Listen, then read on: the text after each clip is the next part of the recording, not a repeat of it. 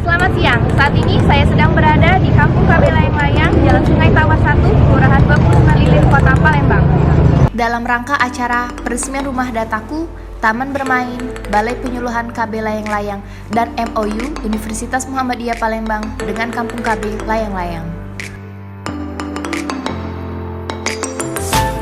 Kedua, kita disiplin. Ketiga, kita harus kerja keras. Keempat, kerja cerdas.